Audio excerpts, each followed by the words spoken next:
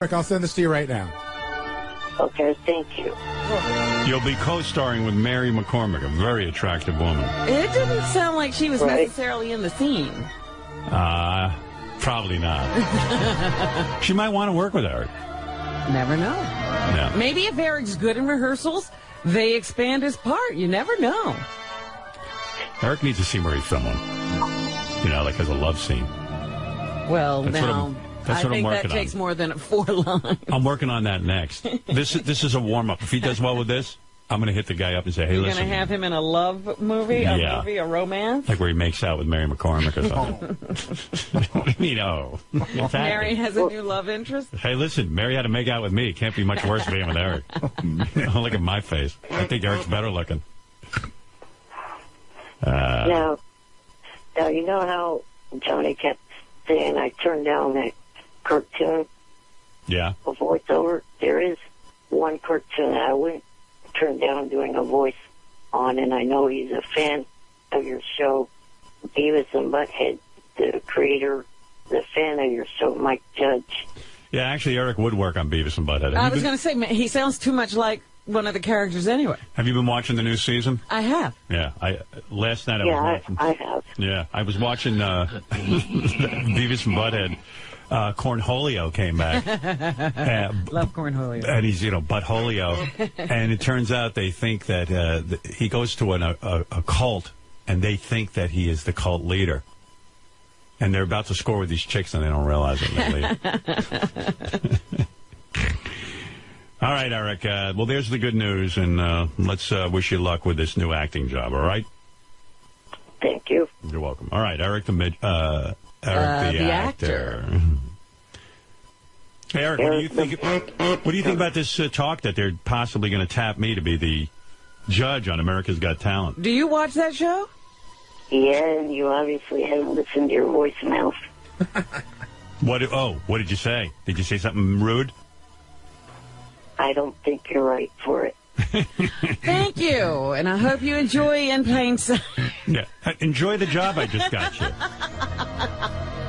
Eric is such a prick. Oh, the best. What did you say in the voicemail, if you can say it quickly? Just that I think they would lose a lot of advertisers and stuff like that. Why? Well, because the fact that companies like McDonald's and Ford and yeah, but I'm not doing that. I mean, I'm just judging talent. I mean, they put Steven Tyler on there. The guy was a drug addict. They put him on American Idol. No problem. No problem. I mean, 20 billion girls, it's chronicled in his book. Well, but he went on there, and he doesn't go on there and do weird shit. Not one sponsor blinked. I could go on and judge talent. Even, you read yesterday, from what I saw on the internet, you read yesterday an article about, a family TV council not wanting you to be a part. Yeah, but them. Hey, would I have your support if I do it? Yes. Well, yeah, because Eric's only saying they might lose sponsors. He's not saying you wouldn't be a good judge. Yeah, I mean, Eric's really against me. I know. No matter what I do. He can find the cloud in every silver lining. Until he started insulting the producer, Charlie Sheen was on 2.5 Men, and look at him. He was actually, accused of hitting his wife. Hitting her? Trying to choke her to death. Right, and throwing her down the steps or something. On Christmas Day. Right, on Christmas. And you're telling me that... Sponsors would have a problem with you. With me? I'm a saint compared to Charlie Sheen. Look at how people were reacting to one of your guests yesterday when he was part of Dancing with the Stars. What did he just say? He's talking about Chaz in some way, but I don't know what his point is.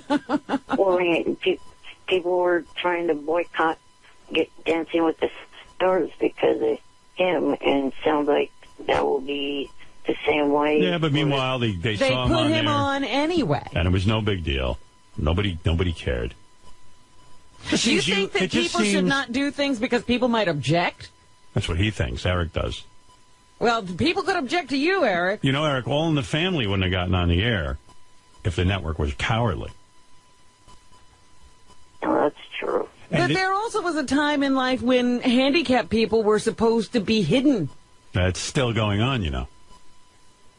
How many handicapped people do you see on TV? I don't see that How many. about zero? When's the last time one of the hosts... Well, JR is standing in for all of them. Well, JR, he's unusual. There is the character on Glee, but of course it's played by an able-bodied actor. Exactly. Well, dude, I just got you on another TV show. In Plain Sight, starring Mary McCormack. Thank you. And you could be a little more supportive. You could even be a little more enthusiastic. Right. You could be a little bit more supportive of when I have some good news. Seeing as how I'm the only one who seems to care if you get on television or not. Well, my enthusiasm probably would be higher, but I would just woken up. Oh, all right. Well, that's legitimate. Oh, really? He just woke up. He becomes alive. You told me, Howard, he comes alive at about 2 o'clock. You finally got me something I've wanted. Mm-hmm. I think I could wake up and be enthusiastic, sound excited, and thank you profusely. And at the very least, you don't have to leave mean voicemails saying that there's no way I should be on America's Got Talent. And while you're at it, send him some Cheetah Power Surge. He needs energy. Obviously. Oh, no, I can't take energy stuff. It's all natural. No caffeine. No caffeine. Oh. Because of my valve problem, I've been told to stay away from that. Oh. Oh, really? Oh, we don't want to increase your heart rate at all? We don't want him having more energy.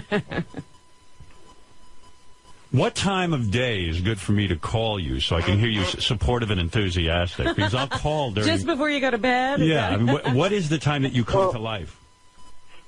I did try calling in tomorrow during the Celebrity Super Fan Roundtable. I'll have enthusiasm then. By the way, tomorrow night... he wants to talk to all the stars. Tomorrow night there's a big Celebrity Superfan Roundtable. Eric just reminded me. Who's on the panel It's a very good panel. These are all super fans of the show, discussing the channels. Gary, give us the stellar lineup. I know one of the people's Howie Mandel, one of the judges on America's Got Talent. That's true. Well, that'll be a big topic of discussion then. I believe so. See what Howie knows. I hope they put, Yeah, maybe Howie can tell me what's going on. do some waterboarding. Did you know that he was a guest last night on one of your non-favorite shows? What show? The Tonight Show. I was on the Tonight Show? Howie Mandel. Oh, Howie was. No, I didn't know Howie was. And by the way, Howie Mandel... But did they talk about Howard? No. No, actually, they talked about Mobbed, his show he got next week on Fox. Oh. Oh, Jay's not bringing Jay up my didn't realize there was some big news that could be discussed. America's Got Talent. I don't think actually it was even brought up in their conversation. Yes, nothing to talk about there. If you got on America's Got Talent, which is an NBC show, right? Would you do the Tonight Show if they asked you to? No, because they're part of the same. I would thing. absolutely not. Jay. In fact, I would demand that Jay step down as the host of the Tonight Show. Oh, now you're going to run the network. Yeah, I'm very close to running the entire network now. One of my demands in my new America's Got Talent contract is that you now run the network? That the Tonight Show has to end. Oh, with Jay it's just Leno. gone. That's right. We'll be there at 11:30. Big blank space. Can I make a suggestion? Right. I hope I'm not throwing you off, but you have that clip you wanted to play? What is that? About Jay from Conan. Oh, yeah. Hey, yeah, this is pretty funny. Oh, so what's this? I told you I found this new app, Stumble Upon. Yes, I forgot, in this haze, I forgot to go and find that yesterday. It's this crazy little app that, you just press Stumble Upon on your browser. And by the way, I don't get paid by them or anything, although they were all excited and wrote me emails yesterday. But I like it because it's they know my interests, and one of my interests is me. Well, that's the thing. I always am wandering around the Internet. I don't see anything that interests me. Yeah, it's kind of cool. So I put my own name in, and what comes up, I guess I was on the Conan O'Brien show, which I don't even remember going on. I think you were promoting Sirius. I was. A long time ago, yeah. 2000. So the year was 2006. I'm on the Conan O'Brien show. Conan is on at 12:30 at night. Yes. And it was announced that he was going to take over for Jay Leno at a certain amount of time. And here I am warning them. I said, wow, this is really prophetic. Not pathetic, prophetic. Where is, what page is that? Do you have any idea? I think it's on Gary page 2, and I think it's in red. Thank you. I got it. Pretty strange being back in the NBC building for me. You know, I didn't have as much luck as you did here. No, you didn't. No. Looked like when you first signed on, you weren't going to have too much luck either. No. Those were tough times back then, Howard. Tough times. You were kind to me back then, though. It has absolutely worked out. I'm proud of you. And then I read in the paper that Conan is going to replace Jay Leno. Thank God. You think that's really going to happen? Do I think what? Do you think that's really going to happen? Do you know? I think it's about a 40% chance that's going to happen. Jay Leno's a funny guy. I read the book Late Shift, where they talk about all the different late night hosts, and it said that Jay wanted that job so bad he would hide in closets and listen in to the NBC executives talking about his fate, and he wanted the job from Letterman. I don't see this guy leaving and letting you walk in. And I'm concerned about you. You're concerned? What about me? This is a big, By the way, this is all ha. Right. You know, Conan's like, I'm This is early on before the transition was attempted. Yeah, and then I go on to say... You know what? I'm very philosophical about it. First of all, it's many years off. I think it's still 11 years away. Is it? Jay will be, like, in his late 80s. I will be, like, 75. Well, Conan likes to joke about things, but I was being serious. This thing goes down. This is a guy who stares at the wall all day, Jay Leno. He waits to go to work. You know, he doesn't like to do anything but work. I don't even know if he has with his wife. I don't know what's going on there. So this is going to be very... What do you know? This is comedy fact. Everybody knows it. Hey, Max, how you doing, buddy? Good, Howard. Good to see you. Another guy waiting for Bruce Springsteen's call. Has he called? Well, I have a phone here. I don't know. But anyway, the point that I was making is that Jay Leno... Stay where you are. Yeah, stay. I said to Conan, stay. Stay where you are. This has worked out. You talk about me being a judge on a talent show? Nobody's brighter about show business than me. You should be a judge of people's decisions. You're not kidding. They should have a show where people bring you their show business decisions. But nobody listens. And you judge whether they're losing their minds or they're doing the right thing. Well, believe me, no one listens. Because Conan was like, yeah, I was like, yeah, sure. I wasn't kidding. Anyway, there it is, 2006. I point out to Conan, Jay ain't going anywhere. Good luck. And, well, you got him out of there for a few weeks, but didn't really last. I told you, Jay's a guy who hides in closets. He wasn't giving that show up. It might have looked like he was, but he wasn't. And you know where Conan is now? Neither does anyone else. No, you can't find him. I think he's sending up blimps now with his name on it. I looked out my window in Manhattan the other day. There was a giant blimp. I thought I was watching that show Eric was on. Fringe. I thought I was in the alternate universe. I'm looking at this giant blimp, and it says Conan on it. I went, oy vey. Yeah, see, I thought I had seen that. Yeah. Well, no, you did see it. I saw it twice. I took a picture of it, actually. Oh, that's funny. Yeah. Anyway, so what do we do? How do we Celebrity Superfan Roundtable tomorrow night. Who's on it? David Arquette. Excellent. So first, always hosted by Jeff Probst and Natalie Maines. They're back. Okay. We always start with them. They're the best hosts. So you got David Arquette. Right. You got Howie Mandel. Right. Mike Judge, who's a daily listener. Eric loves Mike Judge. Somebody you've never met, but a huge fan, Tony Hawk. Oh, wow. He's a skateboarding guy. Big listener. Okay. Mark Tinker, the producer-director, is going to be there. All right, his father's Grant. Not say anything about Grant. No, let's say... I'll say plenty of We're going to ask him, what's it like when you love a show and the host trashes your dad? Right. And then Paul Feig, who's the director of the movie Bridesmaids, who's also a daily listener. What a great movie. And I got to tell you, even some of the people that wanted to come that couldn't make it, I spoke to John Goodman. Yes. He lives in New Orleans, but he's a daily listener. Wow. And John Tesh, he's in the studio right now, or he would have come as well. What John studio is he in? He's making a record. Get out of here. You know John makes music. That's He his still does? His living has become music. Howard, he called me about 6 months ago. I got a message that John Tesh called. So, of course, in my mind, I go, I got to call the guy back. I wonder what he wants. He probably wants to get on the show. He hated us. No. And he said, I just got satellite. He goes, I missed like the first 4 years I got satellite. He goes, I can't believe how good the show is. Really? He goes, it's so much better than it was on terrestrial radio.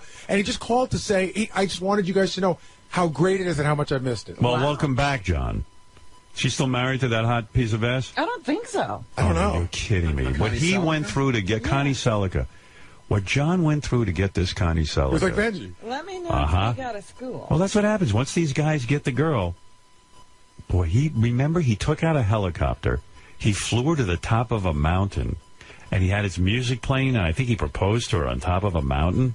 You're telling me now he's divorced? I don't know that they're I divorced. don't know. Let me just look it up. Shame on him. This computer drives me crazy. The work he went through for her.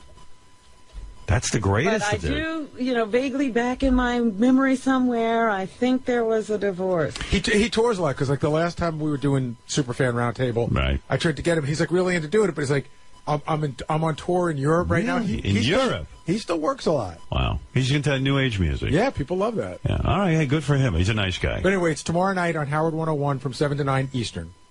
He appears to still be married. Okay. Good Lord, you can't even find that on Wikipedia. They don't say. They don't know. Well, you got to go to Connie, and apparently she's a born-again Christian. Yeah, we knew that. Like John is. We knew that. She's been there for a while. Oh, isn't that a... We knew that when they got hooked up. Right, all that hot equipment, and it's probably impossible to... I have heard from some who know that those are the wildest women. No. Because they're, repressed and they go crazy. I have a few born-again Christians, and it's no party. I think he had to wait a long time. Although then again, maybe it was because it was me. Maybe they are a party. You can never rule that out. Come to think of it, very few women are a party with me. I'm not kidding. Sometimes I meet wild women, and then it They're scares... not that wild. No, they're wild, but it scares me, so they calm down, because I don't even know what to do with a wild woman. I really don't. I've had wild women, and I go, I don't know what to do. I honestly don't. I'm a disaster. Calm down, honey. You're making too much noise. Hey, Eric. Yes. All right, so Gary's going to email you, all right? I did already. Okay. All right, it's done. Okay. And it says, like Tesh, Seliger is a born-again Christian. So he is already in that situation. All right. Hey, later, Eric. Okay. Bye. Talk to you later. Right. Just remember, you were on for a good long time. And do a good job on that show. Make me proud. These people are... Don't be a bear in negotiations. Yeah, and Mary's a friend of mine, so behave. Right. I don't want to hear any harassment charges against you. I won't do what Herman Cain is accused of. All right, Eric. Thank you. Here's Eric, the actor. Eric the complaining midget. He didn't have to say that about himself. Eric the completely unfunny midget. Eric the annoying motherfucker. All right, Eric. Thank you. All right, I got to take a break. We'll be back right after these words. Eric, we had our conversation for the day. What is it? What is he? He's back? Eric. So I'm calling back because I was trying to make a point, but got cut off. Yeah, Eric, we were on with 20 minutes. People are going to write me and just tell me how... You forgot your point? No, I did not forget my point. It just takes you so long to get to it. Is there a way to do it in one sentence, your point? To say the fact that I was trying to ask to be on other shows, and then just the reason why is because I know you have a lot more pull with different shows than you kind of think you do, and having me on, other shows like Parenthood and other shows like that. All right, listen to me, Eric. Eric, I got to... Write him an email, Eric. Quick explanation. Any relationships I have with people in show business, the first thing, in fact, the 90 millionth thing doesn't come to my mind that Eric the Midget, Eric the actor, should be on the show. In other words, this is something... I got to go. I got to go. This is exactly not the time to do that. Do you really think I would sit there and try to get you acting work on every single show with every celebrity I know? But also, you just got him a job. I know. He's concentrating on what he doesn't get. That he can't take this job and negotiate it and get there and do it before he starts asking for other things is ridiculous. Eric, I got to go. Right. Hopefully, I'll make my point when I talk to Shuli. All right. Oh, God. Thank you. A blockhead. He doesn't get anything. I'm working on having Eric host the Oscars. Now that Brett Ratner's out. Yeah, you have a lot more clout than you think. Have you been living under a rock? Billy Crystal took it. All right, okay. Thank you, Eric. It was a joke. Eric the ridiculous midget. Thank you, Eric. He doesn't get anything. We stopped him from doing that before. All right. Miss Howard. Sounds ungracious, Eric. Miss Howard TV's here and Lisa G is here. Lisa G, can you tell? Yes. Mike, what's it like for you? He's such a fan of your work. Oh man, it's great. That's like bringing it back made me a little nervous because you're kind of putting yourself out there. It's just so easy to go like, why the hell is he bringing something back that was last aired 14 years ago, and to have someone like Howard just endorse it so strongly. Oh my God, it's the best. I'll be listening just kind of. Because I listen so much, and then I kind of forget that I was on there, and he'll just drop it again. He's been mentioning it a lot in the last couple of weeks. It's just really, really nice. I'm gonna, on the heels of Beavis and Butthead, I'm gonna risk taking one call with 5 minutes left from somebody that I think we have to let chime in and probably cut off. Eric, the actor. Yay! Eric, my hero, another one of my friends. And he wants to talk Beavis and Butthead. Eric, you've got 2 minutes. Freak me out. Wow. Eric?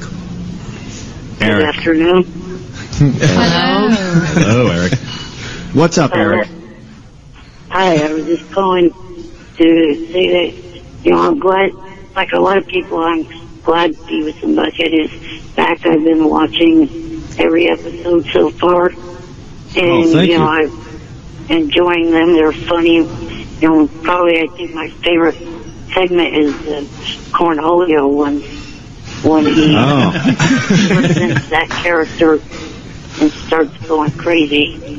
Hey, Mike, right. Eric is an actor. Any chance you've got something for him on Beavis and Butthead? Yeah, I'm listening to this voice, which I've listened to many, many hours over the years. Hey, maybe that.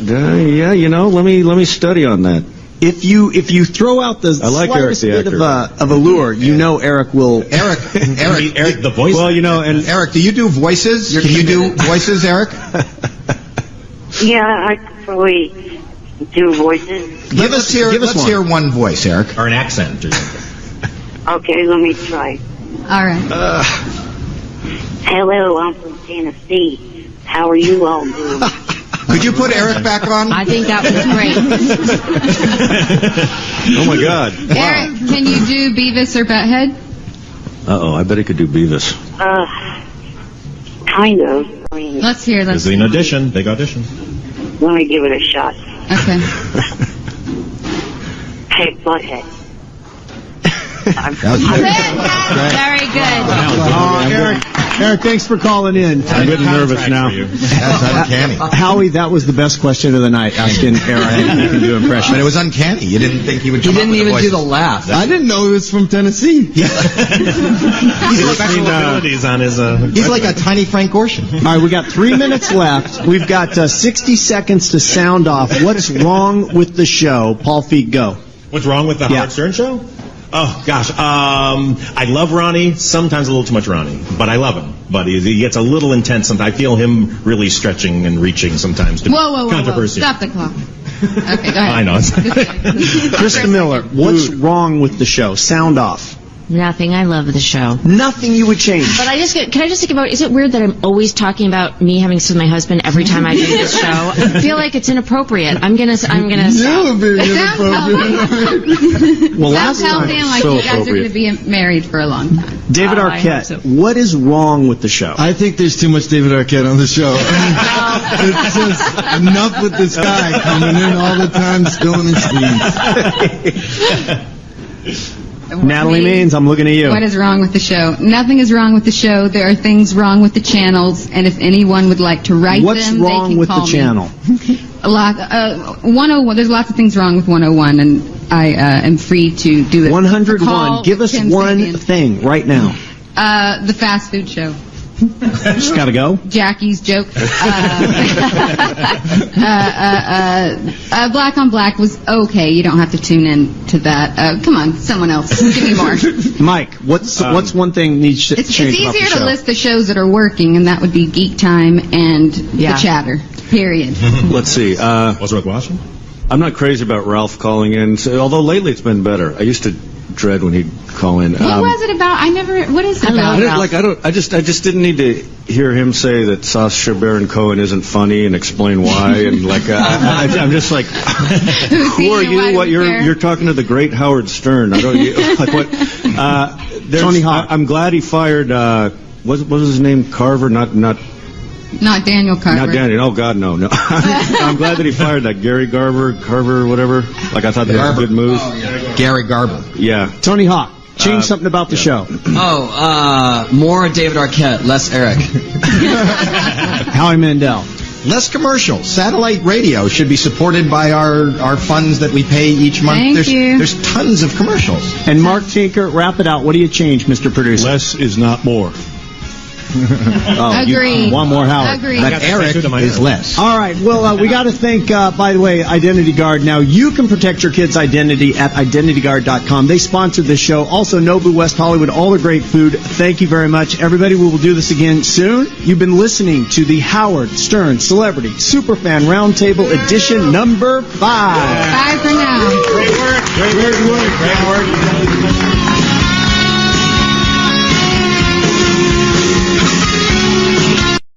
Eric the Midget wants to comment on a Lisa G. News report. Okay. Do you think he can do it quickly? No. No? Well, I'm sure that he's going to get into the specifics of how he's not being over this whole booking on In Plain Sight. I hear In Plain Sight's getting, kind of aggravated with you. They have no reason to. I am not, whatever Lisa G said, compiling on complaints or whatever, however you put it, I'm not doing that. I read your letter. I don't know what Lisa G's report is. I didn't hear that one. You read a letter he wrote to the people in Plain Sight? Yeah, I read a letter. He wrote a long letter about how Johnny Fratto isn't a good manager for him, and Johnny didn't do this. Now, why would the guy... They don't need to know that. In Plain Sight doesn't give a Eric. They thought it was going to be fun for you to come and do 4 lines. It's turning into a whole mishegas. Why are you writing them about your problems with your manager? He asked me if you see this is a reply to what he said to me.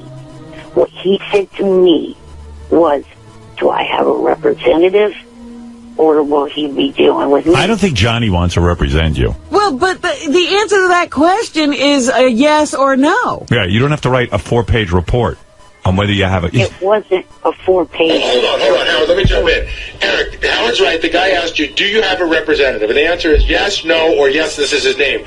You, at one point, you said, my selfish manager who only thinks of himself isn't responsible. Like, you carried on and on and on. Yeah, people don't care, Eric. That's not how you do business. No. By the way, Eric is full size when it comes to being a pain in the ass. I think he's extra large. Yeah. Do you understand what I'm saying, Eric? In other words, the guy doesn't care. He just wants to know. He just wanted to know who he talks to, you or somebody else. Right.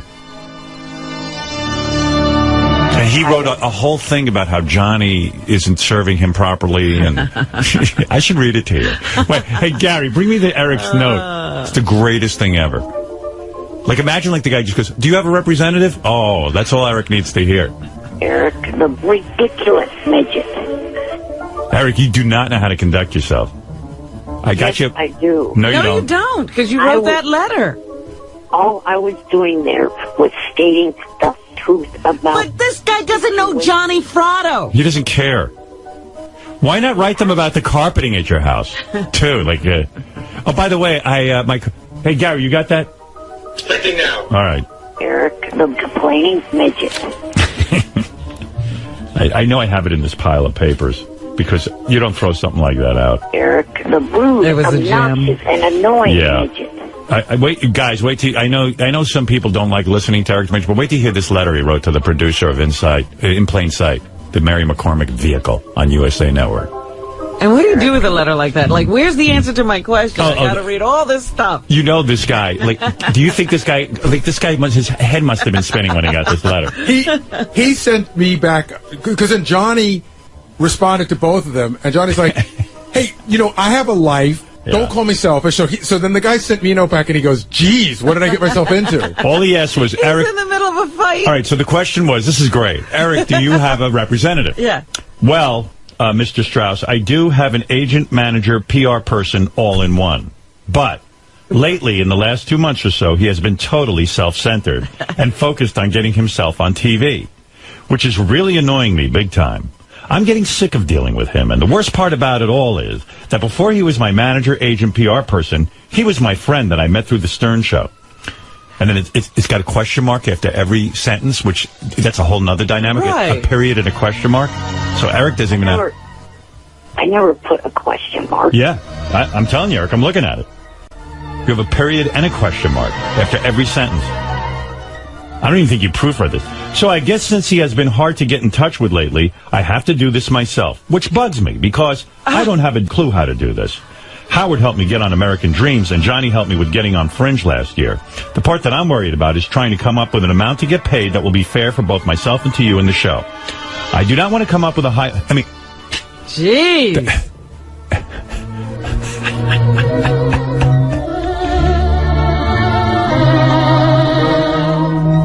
Is Johnny going to represent you or not? I don't know. I asked him to, and I've given him another chance to do it.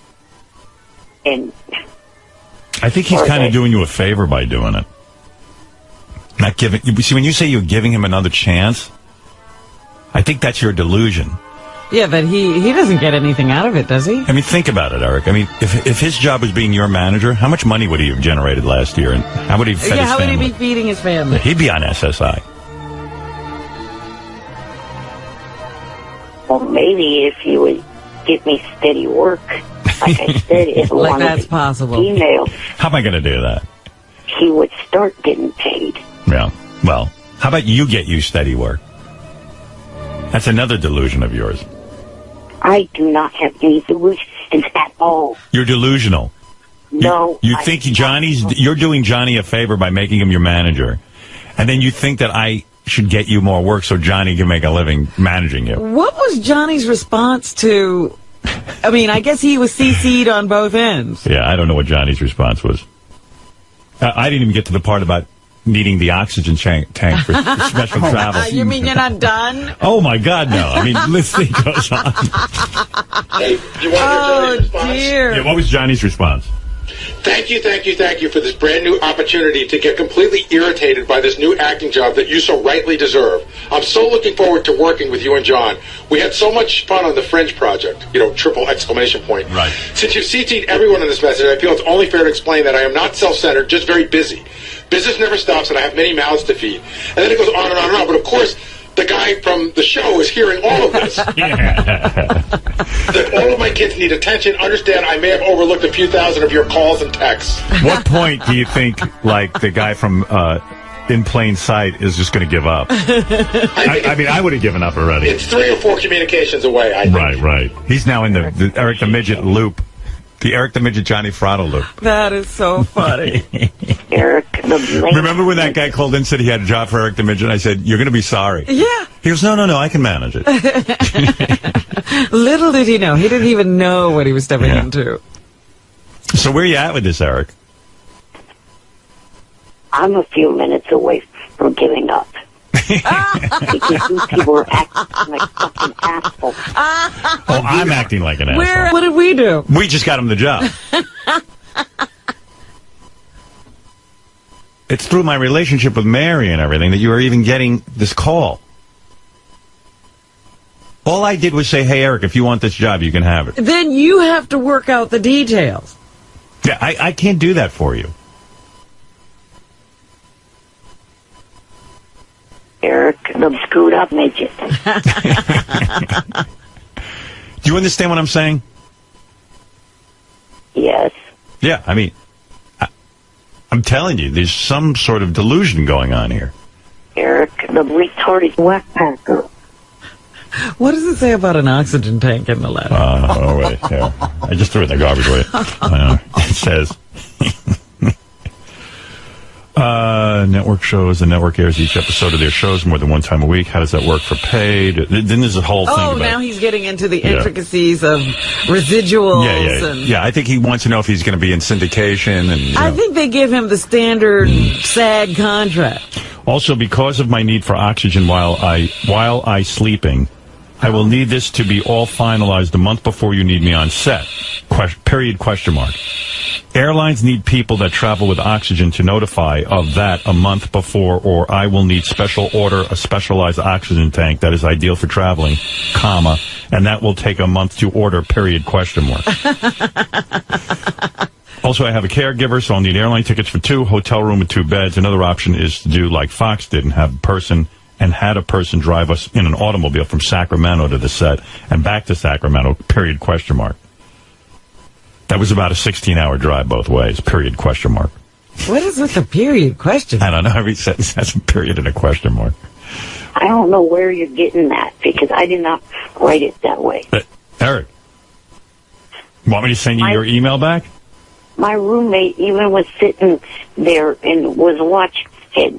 Good. He didn't say anything about me putting question marks after every sentence. I don't know. That's what it says here. Right, Gary? Here, look at that. What, am I making that up? I'm going to send it to him right now. I'm going to hit reply and show you what you wrote. Right. Here, check your email. I'm not going to check my email now. Why? We'll check it at some point. No. Check it right now, and you'll see them. And I want you to admit to me that you have a period and a question mark after every sentence. Because I'm using the smartphone that I would be checking the email with. You don't have a laptop or a computer? I do, but I'm not going to go over to it at the moment. Oh, well, because of your disabilities, it would be difficult? Eric's in shock. It's a busy day. You mean you can't get over there because of your disabilities? Well, I'm in bed. I don't want to get up. Oh, all right. Eric, the lame-ass midget. Fred, the button-pushing retard. Eric, the... Well, anyway, I know what I see, and I knew... The reason I love Eric, I knew this was going to turn into a World War III. He can't help himself. Yeah. Mark, you're on with Eric the Midget. Eric's a actor. He complained before about doing the four lines versus 3 lines on Fringe. So I think he's just scared of this whole thing. Well, I know at Fringe. I'm not. I know in Fringe they wanted to give him more lines, and he freaked out. He freaked out. He He bitched about that. Yeah. Yeah. I mean, you had the greatest idea where you had his head blown up on every show. That was fantastic. Yeah, but Eric doesn't want to do that. Well, in acting, you can't really do everything you want to do. You want to make money. Yeah, I told those guys that there'd be a scene where Mary McCormack walks in and Eric's head blows up. It's like his brains hit her in the face. He could have been the biggest thing on the Super Bowl. Yeah. Oh, Eric, I don't know what to do with you, my friend. We love you on the show, but, you're good on French, but you got to, I don't know what to tell you. He's very specific about the types of parts he wants to. He doesn't want to be typecast. I had a friend, I said, you got a part for him? He goes, yeah, we put Eric in a pet carrier. And Eric didn't want to do it. Let's go to Chris. Chris, go ahead. Hey, now. Hey, Howard. I don't know why you keep letting him on there. It's just... I know why. It's funny. It's not funny. To me, it is. To me, I mean, I knew this acting job was going to turn out to be a disaster. He's just so ungrateful to you, though. But that's what's funny. That's funny. I don't find... I'm not one that's ungrateful, you piece of shit, worthless, ass, pathetic. Eric, you're a pathetic little midget, and nobody likes you. You're pathetic, asswipe. Get the fuck off the phone. Well, there you go. Told him off, Eric. All right, let's get to Mike, finally, who wants to advise Eric. Hey, Eric, listen, why don't you hire an actual manager? Johnny Fratto is not an agent or a manager. He's some kind of mob guy. Let me He's not a mob He's guy. not a mob guy, son of a mob guy. His father was a mob guy. That's right, son of a mob guy, but he's not an agent. Let me throw out a name to you, Mike. Mr. Eric. Mr. Don Buchwald. Yeah, Mike, do you think any legitimate agent's going to really represent Eric? I mean, be real. Give Eric some good advice. First of all, this probably isn't Eric. I heard Eric had passed away, and there was an imposter going around as Eric the Midget. Oh. Isn't that true, Eric? Are you the real Eric? Yes, I have not passed away. Can you prove it's really you? I saw pictures on the internet of him in his casket. I know because I photoshopped him myself. Get a life, Ed. All right. Well, anyway, Eric. Well, we wish you luck, Eric. Yeah. You have the gig that you asked for. Yep. Let's hope that you can pull off getting there, doing the job. The money's if you're a betting woman, Robin. My money's on Eric never gets to the set, and that's the way I see it going. Well, it won't be our fault. He actually got the gig. Eric, what are the odds you actually get to the set and actually get to be in the TV show? 100%. 100%. How? You don't have an agent or manager. You don't know how to negotiate the deal. 0.0. Tom, go ahead. Hey, Howard, F, marry, kill.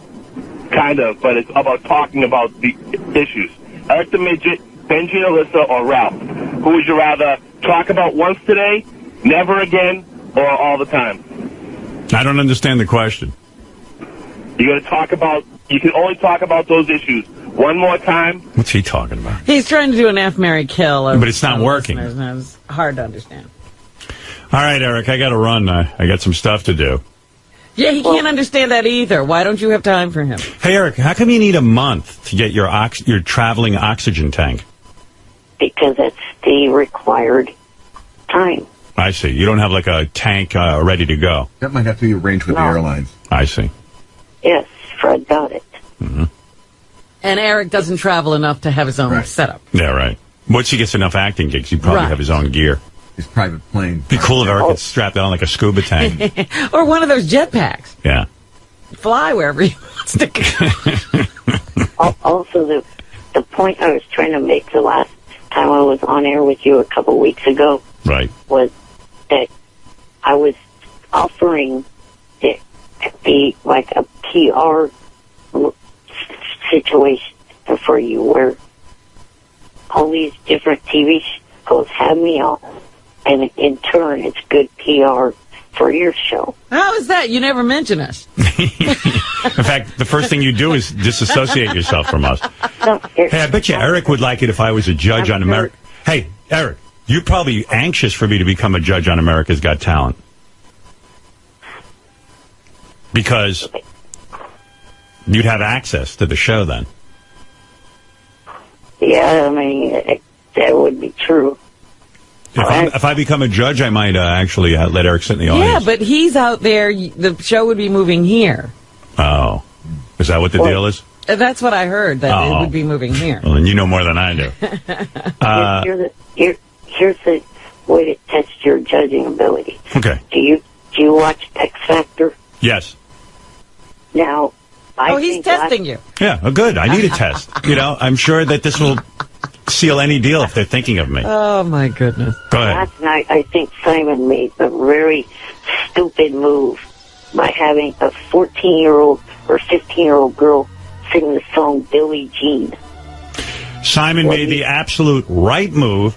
Billie Jean, her rendition was the song of the night. She's the only one there last night who was shining through. He was absolutely 100% right on the money. And keeping her sitting down was absolutely the right move. Okay, yeah, she did a good job with the song, but for starters, the song is not gender, or is gender Didn't matter. The male, plus it's not the right age. Didn't matter. It was the emotional content that counted, and it was an emotional performance, and she was the best. And he made all the right moves. He didn't make the right move with the other kid. He fails as a judge, does he not? Evidently, according to Eric. I mean, on that one, yeah, but I mean, the other two that he had for the night, that I didn't think he failed. Yeah, he did. They were not good, and it was the wrong song choice. First of all, it proves that they had Michael Jackson. I told you, Michael Jackson sucks. No, Michael Jackson is very difficult to perform. Because the songs blow. No, it's because he was very special, and not everybody can do what he does. Yeah, good. I was glad no one could sing those songs. It's time for those songs to go away. But the best one of the night was Billie Jean, done by a 14-year-old girl. No question about it. All right, Eric. Good luck with your In Plain Sight. I hope to see you on there. I'm anxious to see you act with Mary McCormack. Right. Okay. Yeah. You should start making out with her, too, when you're on set. That's what I used to do. Whenever I was around her, I'd work into the scene, making out or feeling her titties. Well, with Eric, it'd be just grabbing her leg. Well, whatever you can get. She seems up for it. She never pushed me away, and believe me. Maybe you two will have an affair. Who? Eric and Mary. Oh, my God. That would be scandalous. Do you think love could blossom on the set? Nah, she's got 3 kids now. I don't know when you see Eric. No. She could forget her home life. I don't know. I used to go over and work out making out scenes, and I don't think love ever blossomed there for me. But you know Eric. Yeah. Actually, I'd get nervous, get dry mouth, and my breath probably stunk. Poor girl. All right, Eric. Good luck with everything, okay? Thank you. Yeah, you're welcome. And Gary should have a message from a couple weeks ago about the point I was trying to make. All right, thank you. If you want, yeah, it's a Gary preview page 2 in green. This is just him being angry again. No, I think I've had enough Eric for the day. That's enough. We had a segment with Eric. It was good. You know. Oh, yeah. Now, when you talked about the celebrity fan roundtable, why didn't you mention my call that followed yours? Yeah, okay. Eric, there are 8 celebrities on, and you're not one of them. All right, Eric, I got to go, but thank you. I appreciate it. I hope you work everything out with Johnny. Thank you. How could you not mention his phone call I don't know. after yours? I had no idea. I even did voices. Oh, yeah, Eric's was really funny, actually. Now that Eric's reminding me, I should have talked about that. How could you not mention that? Eric calls into Celebrity Superfan Roundtable. He talks to Mike Judge. And Mike Judge even said, Eric's got an interesting voice for a character. Yeah. And then they have Eric audition and do a character voice, and it's exactly Eric's voice. Eric. It's Eric. Where is that, Gary? We don't have that, do we? I love that. No, but I'll get it. I mean, Mike Judge was floored. All right, Eric, I got to go. Then I did do a better job with Shuli the following week. All right, that I didn't hear. All right, good luck. And please try to work it out. I'd love to see you on the TV show. And if I do get tapped to be the judge on America's Got Talent, let's hopefully work out that you can sit in the audience for at least one of the viewings. Because when that camera goes to Eric... I think you should have him on your lap. Oh. Hey, Eric. Robin makes a good point. And let's say they tap me for this job, which is highly unlikely, but let's say they do. Would you sit on my lap one week? I don't sit on anyone's lap. Yeah, but it'd be like that Michael Jackson thing where he used to have that black kid sitting on his lap. What was that kid's name? Oh, Webster. Webster. Yeah, Emmanuel Lewis. You be my Emmanuel Lewis, just for one break. I'm 36. I know. Well, Webster was 15. Yeah. I mean, I think it's more appropriate to have a 36-year-old in my lap. Who was that basketball player who used to walk around? He had a personal midget. Oh, God, I don't know who that was. I'm a little person. Little person. Gary, who was the guy who had the personal little person? Remember he had a good luck charm? He used to rub his head? Pedro Martinez. Who? Talking about the baseball player? Baseball player, yeah. Pedro Martinez. Yeah. Pedro Martinez used to have a personal little person. Wow. Yeah, and he would rub the guy's head before the game for good luck. I think Eric should be yours. What do you think? Just hear me out. I'm sitting there next to Sharon and Howie, and then Nick Cannon goes, now our judges. And they go, Howard Stern. And then you're just sitting there on my lap. Never mention him. Nothing. And I rub your head for luck. And that's it. What luck do you need being a judge? You're not one of the talent up there performing. You make a good point. You make a good point. You're quibbling, though. Yeah, It'd be so cute. All right, so I won't rub your head. What if I hang you like a piñata? You just poke at him every once in a while. Robin, you could poke at him with a stick. You swing him around. Well, anyway, Eric, if think about it. If you want to sit in my lap one week. But, listen, I just really want you to get the job, on Mary's show. So don't blow it, try and put that together. Right. All right. Hopefully, if you get America's Got Talent, you get along with Nick after insult his wife several times on air. Nick and I will be fine. Nick can insult my wife. How's that? Oh, my goodness. Believe me, Nick is hardly home. I don't even think he knows his wife. Nick has 7 jobs. Nick's the host of America's Got Talent. He's got a morning radio show. And now he's got a pilot or something for top 40 sitcom. Yeah. He's really trying to be away. If I was on that show, the first thing I'd say is, let me ask you 5 questions about your wife and see if you know anything about her.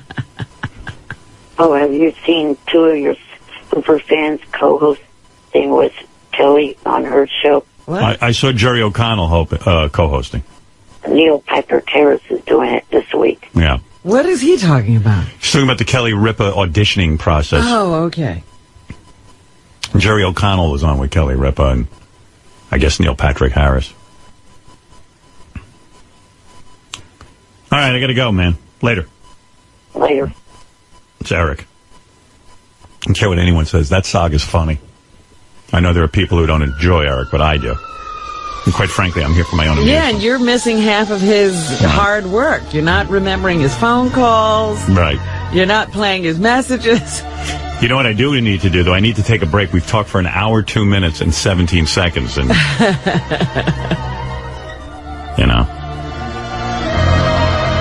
we'll be back right after these words. And we do have to do a roll call, so let's make sure, Gary, everyone gets roll call, pieces of paper. Oh, look, he's already on it. All right.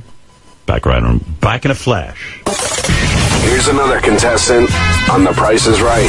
Shane, going to law school here in L.A., originally from Las Vegas. What are some good prizes? Shane, you want to say hi to anyone? Yeah, my nephew Wesley, my fiance Samantha, and my pet monkey, Baba Booey, Baba Booey. Okay, you got a pet monkey. Head straight, screwed on, screwed up. La la. All right, let me fill you in as best I can because it's sort of an ongoing saga. I thought it would be nice. I got contacted by Mary McCormack, who played my wife in the movie Private Parts. I got contacted by the producer of her television show. She's on USA Network. They thought they were doing a great thing. He thought it would be fun if Eric, the actor, got involved in their show. Eric, the dumbass midget. He would give him like 4 lines or something. So. Yeah. So he said to us, hey, can you set that up? I said, I'll set it up. I said, but tell the guy he has no idea what he's in for. Eric, the complaining midget. So, now, he's like, oh, my God. Now he's at the point, he's like, I just wanted to give this guy a couple of lines and have him have fun, but he goes, I didn't realize how appropriate all those things are that, Fred plays. Eric, the annoying motherfucker. Last week we had already learned that he sent him this long letter telling him why he couldn't work with Johnny Fratto, and he had to maybe represent himself. Right. All the guy asked was, should I work directly with you, or do you have a manager? Eric, now you're all the guy said was, do you want me to talk to you, or do you want me to talk to a manager? And then Eric just went into a long letter about what's wrong with his relationship with Johnny Fratto, his manager. It was amazing. Eric, is Johnny representing you or not? Yeah, he is. I mean... Is he there on the line? I think he's asleep. Oh. Well, anyway. Poor Johnny. So I guess Johnny composed the letter to Mr. Strauss, who is the executive producer of this TV show. Uh-huh. Mr. Strauss, I'm contacting you in behalf of my client, Eric Lynch, a.k.a. Eric the Actor, in regards to a role on your show in plain sight. Before my client will agree to anything, he has a short list of questions and demands. And Eric, you sanctioned this letter, right? Yes. Okay. 1, how long will he be gone, and what are the dates that he will be there? Okay. Now, wait a minute. This is amazing to me, because all Eric does is say, get me on shows, get me on shows. Oh, wait. Get me on shows. All right, the first question isn't that bad. Just listen to this. 2, how much will he be paid? If it's only SAG scale, he says he won't do it. He says that the ratings for the episode of Fringe he was on were through the roof and that he knows his value. Oh, my God. I don't know where he gets his information. Is Johnny saying that? Yeah. By the way, I looked it up. They actually went down the week from the week before the week Eric was on. Do you know that, Eric? I always heard that they went up. No. When Eric was on Fringe, John Hine knows this for a fact. What were the ratings the week before and then the week Eric was on? To give you a comparison. They dropped slightly. Not even that slightly, Howard.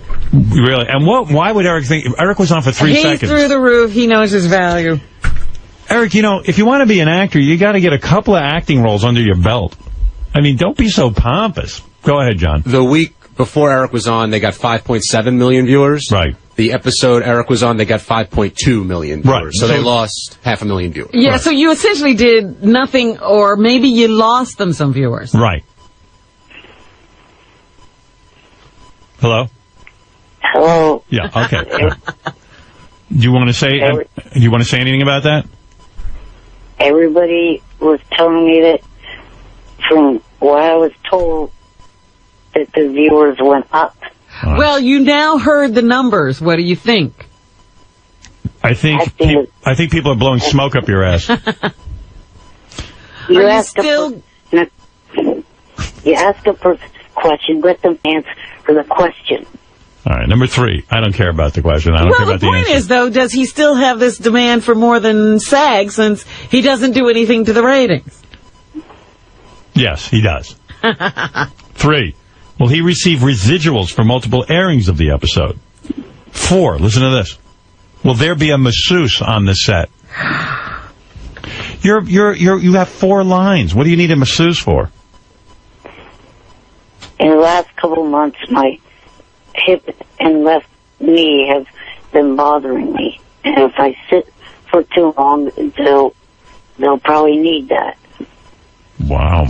Listen to this guy. Why do you ask to go and do these things when you can't? Wait, here, we ready? 5. Is there an Arby's or McDonald's close to the set?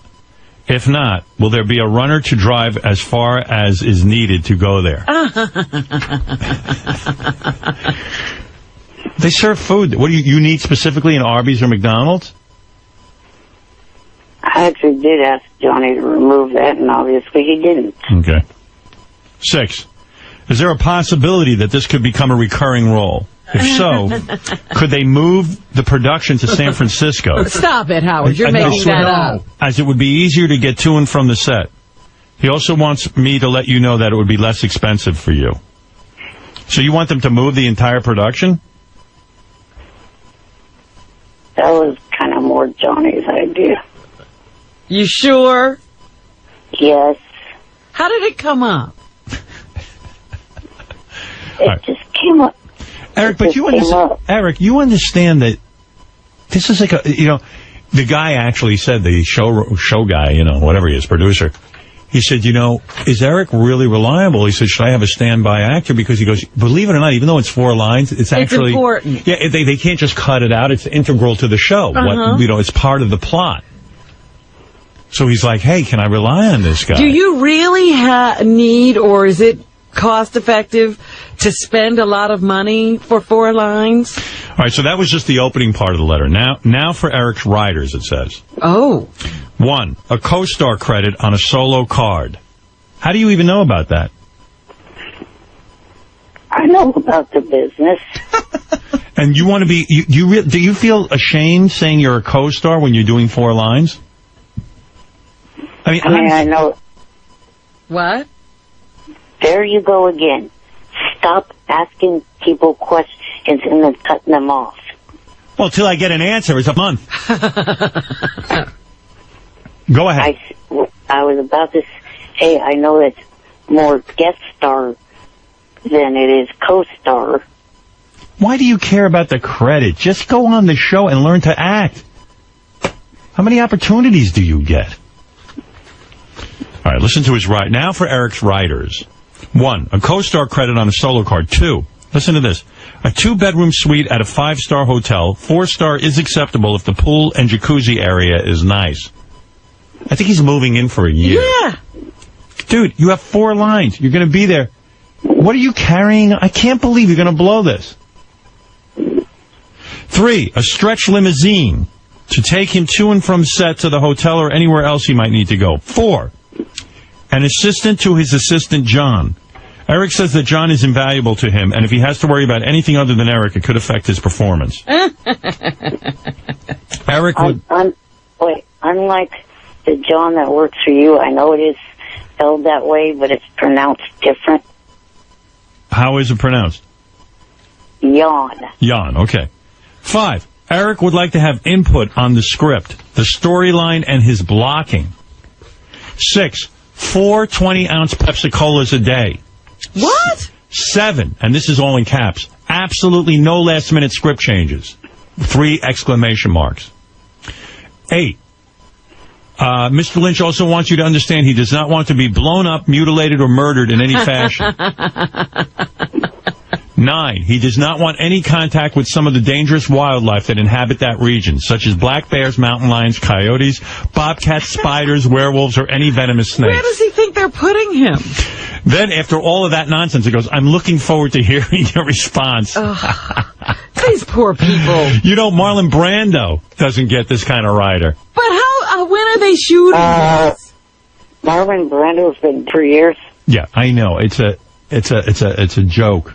But when are they shooting this, Howard? They don't even have time to respond to this nonsense. They just were doing a nice thing for Eric.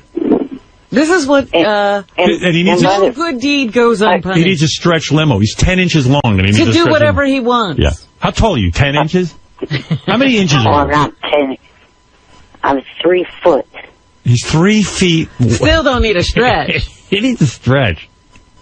And by the way, Gary needs to check his facts because he said he's surprised that this guy's never changed his number. Gee, Gary, you never gave the number to this guy, to either myself or Johnny. I'm looking forward. No one cares, Eric. I'm looking forward to hearing your response and hope that this will be a pleasurable experience for everyone. Unfortunately, I'll probably be out of town during your filming days, but please feel free to contact my son, Johnny Jr., day or night, if you have any problems on the set at all. He loves working with Eric. P.S. Could you please explain to Eric that New Mexico is a U.S. state and does not require a passport? Best regards, Johnny Fratto. Wow. I don't need that explained to me. I don't know why the hell Johnny put that in there because he's funny. I have been to New Mexico. Well, why did he get the impression that you felt you needed a passport? I don't know. Yeah. Anyway, Eric, is there any part of you that understands that, like, you're not that important, that the guy's kind of doing it as a bit, and yes, he's giving you a shot on TV, which will be exciting for you. And it is kind of nice because, you know, maybe people will get excited to listen to our show. But you haven't really proved to be a great value to television shows yet.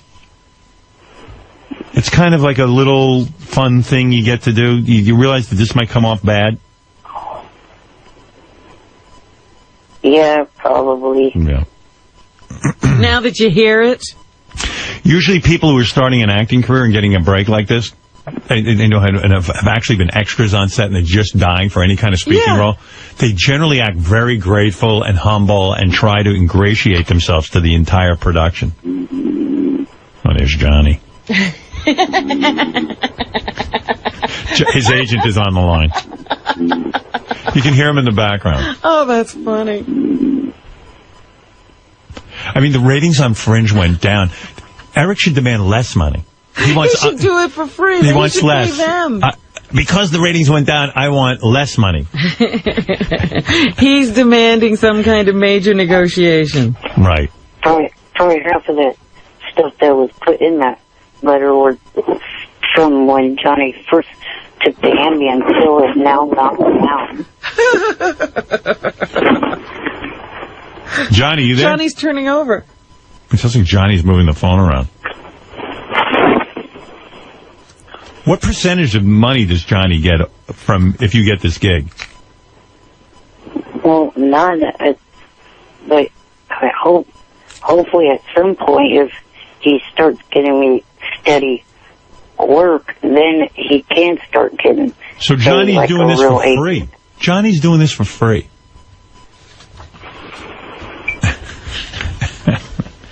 And Eric yells at him. Eric, you're not a big star.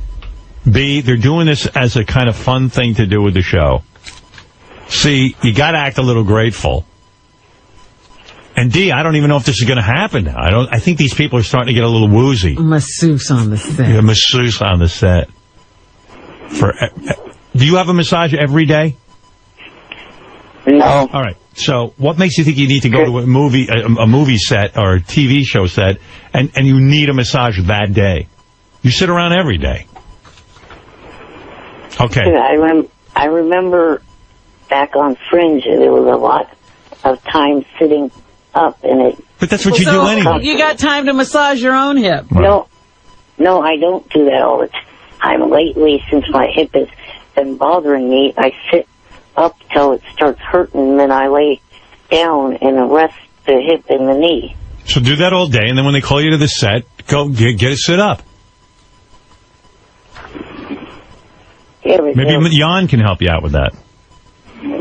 Last time it was like 2 hours on the set. He has no clue that the people aren't looking to spend millions of dollars to have him around. Imagine he became a big star.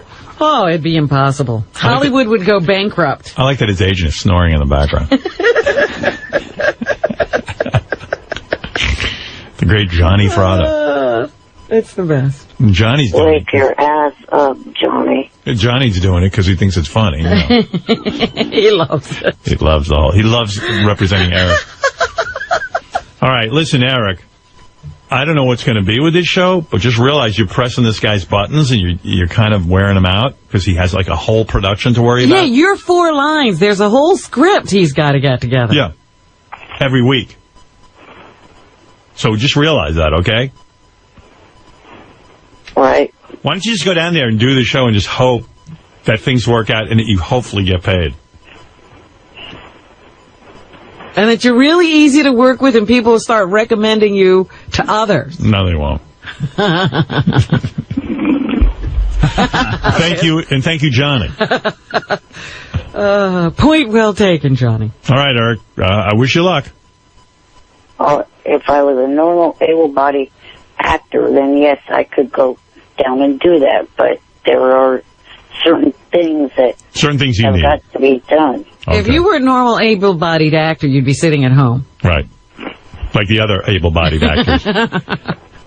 All right. Thank you, Eric, and I do wish you luck. I hope to see you on the show. I will watch if you are on. Okay. All right. I'm a fan. Thank you. Bye. Bye. Isn't that a great letter? Like, that was written 100% serious. Wow. Yeah. Good night, Johnny. Boy, I wish I was doing what Johnny was doing. I know. He sounds so peaceful. No. Sounds like he's having a great day. All right. So here's a couple of things I wanted to get to. Lee Corso says it on ESPN. And then he has to apologize. I always like that. How can you pick against SMU? Look at them over there. Red, white, and blue. USA.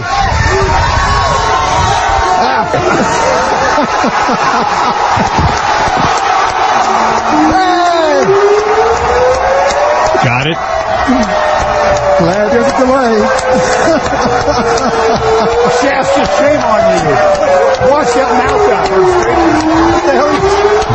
They're a bunch of jocks having a good time. What the heck was going on there? I don't know, but then he has to apologize. Earlier today on College Game Day, while picking the SMU using game, I got a bit excited and used an expletive I shouldn't have used. I apologize, and I can promise it won't happen again. He obviously had that written for him. Yeah, you think? He's never going to say the word again. Or expletive. Right, expletive. I obviously said an expletive I shouldn't have. Right. Before I move on from Eric the Actor, just one more thing. This was Eric calling into Superfan Celebrity Roundtable, and Howie Mandel asked Eric to do some voices. I thought it was particularly fun because Beavis and Butthead is one of Eric's favorite. Mike Judge was there. And here was Eric auditioning for them. All right. Hey, Mike, Eric is an actor. Any chance you've got something for him on Beavis and Butthead? I'm listening to this voice, which I've listened to many hours over the years. Hey, maybe let me study on that. If you throw out the slightest bit of a lure, Eric will... Eric the voice? Eric, can you do voices, Eric? Yeah, I can probably do voices. You know how there's always a problem with Eric's phone. It's always, it's... Right. Yeah, he wonders why I talk over him. It is such a long wait. Voice, Eric. Or an accent. Let me try. All right. Hello, I'm from Tennessee. How are you all doing? Could you put Eric back on? I think that was great. Oh, my God. Eric, can you do Beavis or Butthead?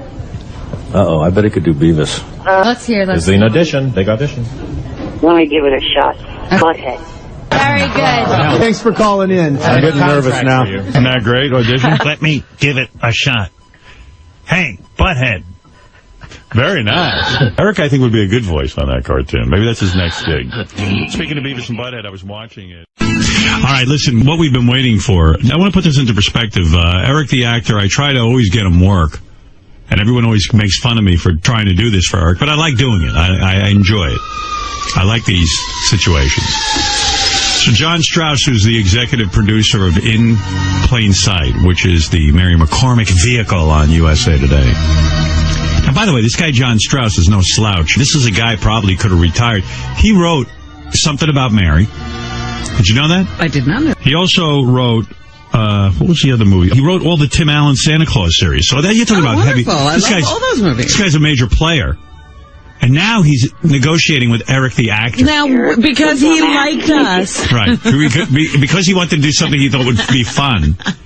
He's in a nightmare. Let me get John on the phone. Eric? John, you there? Howard, I'm glad you're enjoying it. Yeah, you can't say I didn't warn you. I told you this was going to all backfire on you and you were going to hate it. You were absolutely correct. Right. All right. At this point, let me explain to you John's dilemma. He wants to come through and give Eric the part. But Eric has written a letter that has many different demands. And it would make J-Lo blush. Right. The J-Lo's like, who's Eric's representative? I want him. And now we're talking about a part that is 4 lines that I assume would take less than a day to shoot. Am I correct? You are absolutely right. Right. This is something called a quickie. Right. But believe it or not, the part that John is offering Eric is integral to the script, and they do really... They need those lines said, and some character has to say it. And they're planning on shooting in February, and I think January. So the kind of time is running out. Now we're running out of time. They need a commitment either way that Eric's going to be there. They can't just replace him in 3 seconds. Yes. Sadly, the part is integral, and we're getting close to having to, make a decision. And if we don't resolve this whole thing, I think on this phone call, In Plain Sight is going to go down in flames. Yeah. Because I don't have enough hours anymore to be dealing with this. How many, since you've had this fun idea, which I told you would not be fun, since you had this fun idea to put Eric the actor in your show, how many hours would you say you've devoted to this? Seriously, just like worrying and dealing with him. And I told Gary, literally, there have been nights when I've awakened in the middle of the night worrying about, is this really going to go down? And am I going to have to hire a backup actor? And I've got my staff working on the travel arrangements and all the different options. I mean, it has to be... This must be the bizarre world, because somewhere there's a staff working on Eric the actor's... Right. I would say when you usually hire somebody for a 4-line part, they're not only grateful, but you don't really spend that much time devoted to them, because really it's not the most high priority. Am I correct? Dude, I don't spend any time on a 4-line role. I'm the showrunner, which means I run the show. Right. I have about 30,000 things to do during the day, including approving stories, supervising scripts. Eric has nothing to do all day. But make demands. But this, I don't think I have ever negotiated a contract for a 4-line role in my entire career. So this is new ground. And most people, when you first got the letter from Eric, the latest letter I'm talking about, you thought it was a joke, right? I absolutely thought it was a joke. Right, you thought it was funny. I really thought it was a joke. All right, there were many demands, including sodas and whether Arby's and McDonald's, if there would be a masseuse. There was also a jacuzzi request. There was also a co-star credit on a solo card. I think my favorite one was script and story approval. How about absolutely no last-minute script changes? 3 exclamation marks. And he also he wants to be protected from any dangerous wildlife. Yes, we're working on that one. Have you cleared there? Yeah, have you cleared that? And also is interested in you moving the production to San Francisco. If it's a recurring I role. think that was my favorite. Right. So, anyway, as you can see, number one, let me review. John Strauss is a major player. You wrote the screenplay Something About Mary, am I correct? With my partner, Ed Dector. Yeah. Now, that's a major... You probably could have retired after that, I would think. I'm sorry I didn't. All right. You're sorry you lived to see this? I never thought I'd live to see this day. And Tim Allen's Santa Claus series, that was a very lucrative job, right? It was a wonderful thing, and I did not have to negotiate any 4-line parts. Right, and you wrote that? Yes. Wow. Why are you even working on In Plain Sight? We were fans of the show, and we love the folks at USA Network, and we met with Mary, and she's just wonderful, right. And it just fell together. All right. He used to have fun at this job, is what he said. You liked it up until a couple of weeks ago. A month ago, I was having a great time. Now, Eric, do you think that John Strauss is making any of this up? You see how you turn people off. Well, first of all, Howard, do you have problems with your glasses? Look who sent that email.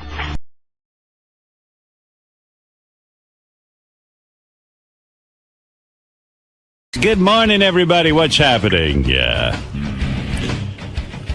Got an exciting show for you today. By the way, stopping by in the show today is Joe Frazier, one of my heroes, who I believe was a great world champion of boxing, who was 10 times more talented in the ring than Muhammad Ali, and 10 times the man Muhammad Ali was. That if people who are boxing fans or just fans of great iconic heroes, the true hero of that era was Joe Frazier, not Muhammad Ali. Start that again. Well, I think you really need to watch a special that's going. In fact, that's why Joe's here. HBO has commemorated the Thriller in Manila, which I know. I saw that promo. It's a fantastic special, and what you begin to learn is that Muhammad Ali was a monster. That. Well, let me tell you about it. I know you can't believe it, but the real champion was Joe Frazier, and the real people's champion. You know, don't forget, Joe Frazier was a man of the people. Grew up on a farm, worked farm life his whole life. Muhammad Ali worked at one thing, being Muhammad Ali. Never held a job except being Muhammad Ali. And when it came, hold on, when it came to fighting, he called Joe. He did the worst thing you could do to another black man. He said that Joe was a race traitor. He said that Joe was a gorilla. He was ugly. He was too black. And he said he was a traitor to his own people.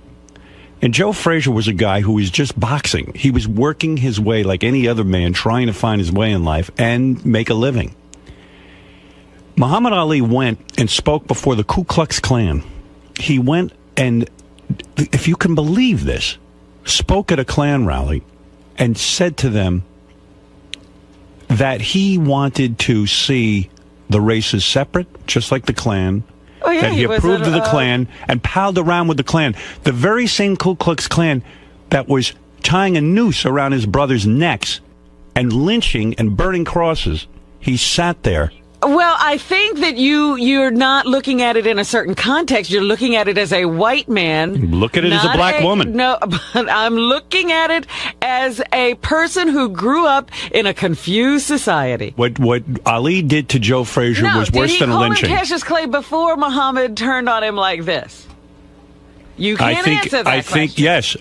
No, you have to watch the special. I can't answer the question. Okay.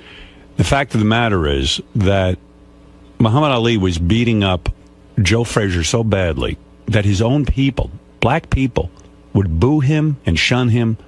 And, I mean, what did he have? You're not answering my question. In the verbal war, he went Cassius Clay. Big deal. He didn't call him a gorilla. That was the thing that he got really upset about. You got to know what upsets people. He sat and held a rubber gorilla in front of Joe's face. And white people loved it, by the way. You know, for years, dark-skinned black men were, ugly and disgusting, and Cassius Clay went right into it on him. Excuse me, you act as if Cassius Clay was enlightened. Cassius Clay did terrible things to Joe Frazier, Cassius Clay did the same things that black people are doing to each other today. I'm talking about Cassius Clay, your hero. Today. And Joe I never Frazier. said he was perfect. Joel Frazier was a better fighter. He was not a better fighter. Was not a better He fighter. was. How come he lost twice? He lost once. He lost twice. Let me tell you something. Hold on. The second, you don't know anything. What is it, Gary? Okay, he won the first fight. That's right. He lost the second fight. And by the way, okay, go ahead, yeah. And this fight, Robin, you know the story. Ali wasn't getting up for the 15th round. And He wouldn't Joe let- didn't get up first. That's why the fight was lost. Joe was blind for the last 4 rounds. His eye, blind in his left eye, right eye closed. And he had a manager. These were terrible, terrible fights. But who was declared the winner of the third fight? But I'm just saying. That's exactly right. He was lynched. He was lynched again, Joe Frazier. Joe Frazier. Here's the proof. Forget everything else. See who's talking and who isn't. See who's walking and who Well, isn't. maybe Muhammad has paid a price He for the has. way he lived his life. Karma. But Joe Frazier not doing all that well either. Joe Frazier lives in Philadelphia in the gym that he trains in. He has no money. It's a very sad story. He has no money. He doesn't have a lot of money, Oh, no. dear. I didn't know that. I mean, he made a lot of money. Sure, listen. What's he doing? Who knows what he spent it on? Probably with Bernie Madoff. Well, Ali didn't have a lot of money either at the end of all the No. things. But here's the sad part about that. Muhammad Ali, they've whitewashed his image so much so that people like yourself buy into him. Well, he did do a courageous thing, and that is why people revere him, not for who he was, but he did a courageous thing. But so-called Cassius Clay, Muhammad Ali. You can call him that now because he can't beat you up. Let him come in here. I'll take him on. That's right. I know you Bring will. in Cassius Clay. I'll kick his ass. Cassius Clay, Muhammad Ali, like you like to call him, he's a character, this guy. He is a character. But he got to sell the rights to his name. He got recently, I think, about $50 million to have his estate run. And Joe Frazier's name is nothing. And Joe Frazier was a great boxer. But you know why? I'll buy Joe Frazier memorabilia. But you know why? You don't buy memorabilia. Well, if I did, I would. You know why? Because Joe kept the fight going. He never embraced Ali. When all of that was, run over and hug him and get your Hug face him. in the pictures with him. Hug him. He kept that fight going. Joe's the best. Joe said, "You don't call me those names, and I don't forgive." And I love Joe And that's Frazier. been great for him. I love Joe Frazier. That I love Joe too. No, you don't. You just don't know what it is to be black. Yeah, I do. I know No, better than don't. you. You have no idea. You live the life of a white woman, a white have princess. What? You live the life of a white princess. I'm a black princess. I'm blacker than you. Believe me, I've been the black man. You and this documentary, you are white people analyzing black people who were raised in a racist society and driven crazy. I'm a person. This demonizing feeling for of- Joe Frazier. this You're a narcissist at a 34. of a simple man Oh, boy. is ridiculous. I'm like, who are these? It's white people who did this documentary. You have a 34 rating It's a as a white man narcissist. who did this. I'm like, I'm listen a to people this person. music. Listen to what they're doing. Yeah. They say nothing about the context of being raised in this racist Say society. what you want. I was raised in a racist society. And I you didn't have use your race. problems, and look at what you're doing now. No. You're analyzing people who you can't understand. Joe Frazier is a true champ, and he will be here today. And by the way, Muhammad as a won't. woman, Muhammad Ali will not be here. He, by the way, doesn't have anything to say. He's in La La Land. Isn't Daniel Carver a simple man? He's simple. I don't expect...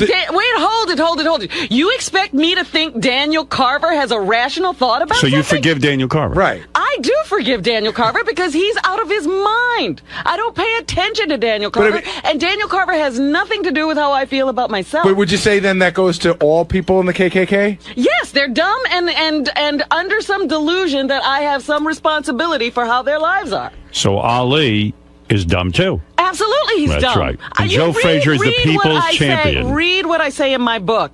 It's not that Ali was a great man. It was that Ali was someone we could relate to. We couldn't relate to Martin Luther King.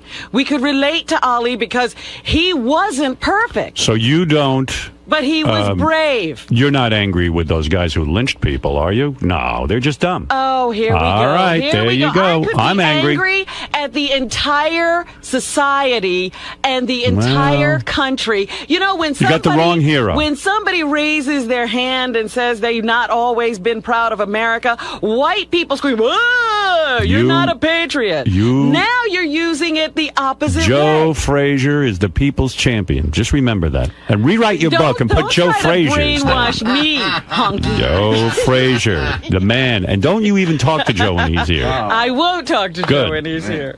Because you're going to try to rile the poor man up again. Oh. Let him have some peace in his life. Wait till Joe gets here. This is so ridiculous. Do you know this During is the interview, face the wall. Shame, the wall of shame. Now look at you trying to master me and tell me what to do. Yeah, I've been trying for 20 years and you finally wised up.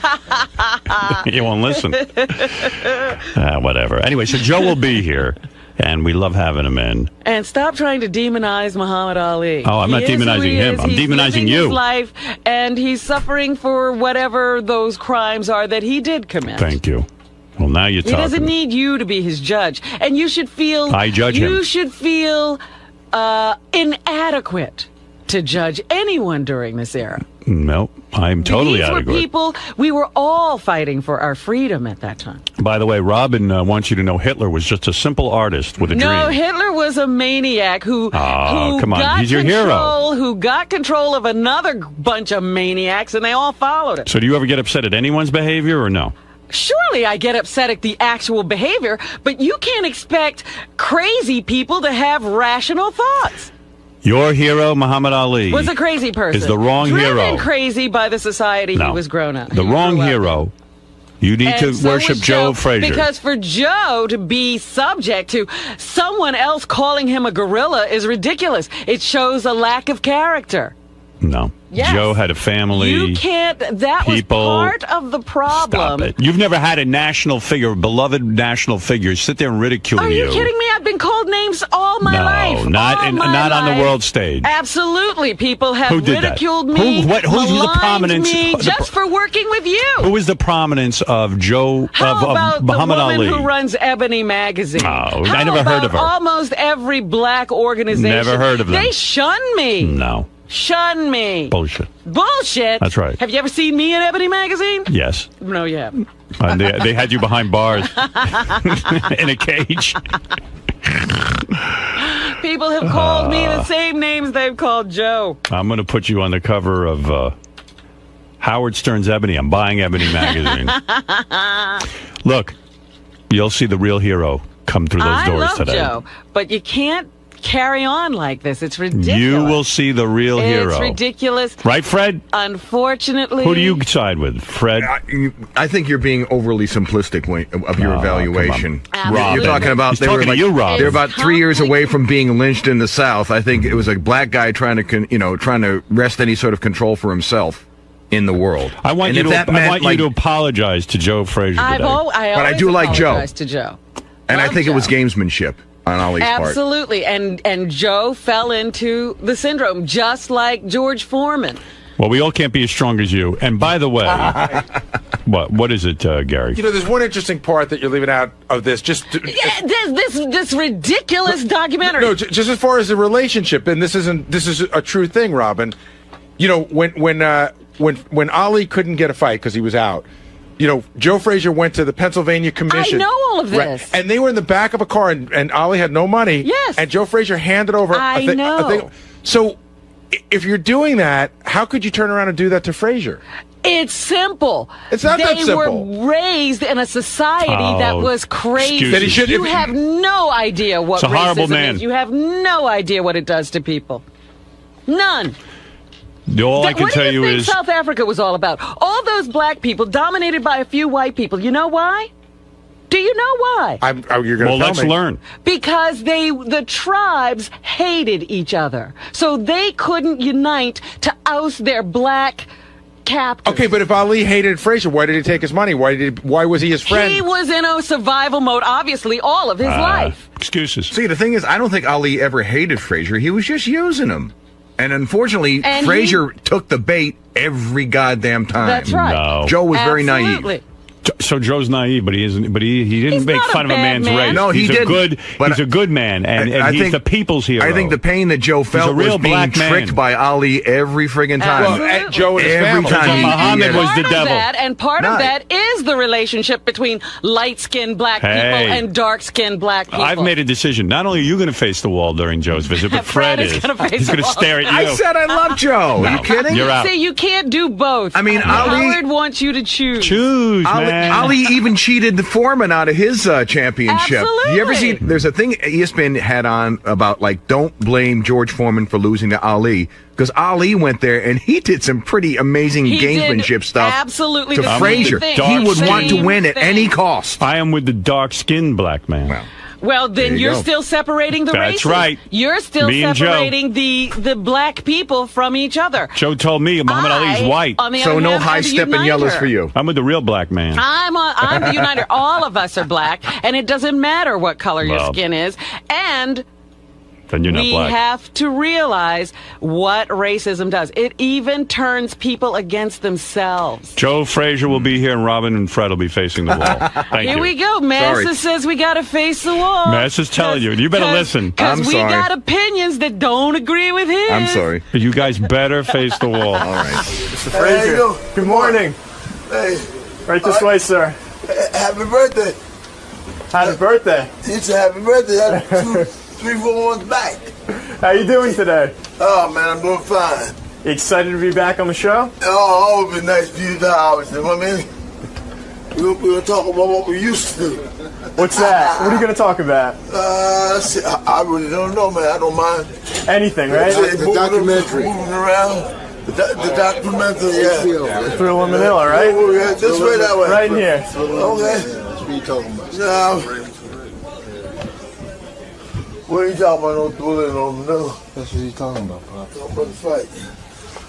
Talk about whatever Howard wants to talk about, Yeah, all the time. right? You always have a good time when you're here with Howard, right? I always have a good time when I go to Howard. You know that. Me and Howard speak the same language. You guys get each other. Huh? You guys get each other. Oh yeah, we're good guys. All right, man. Have fun in there today. All right, boogie boogie. World champion Joe Frazier is here. I assume his son Marvis is with him. I'm thinking.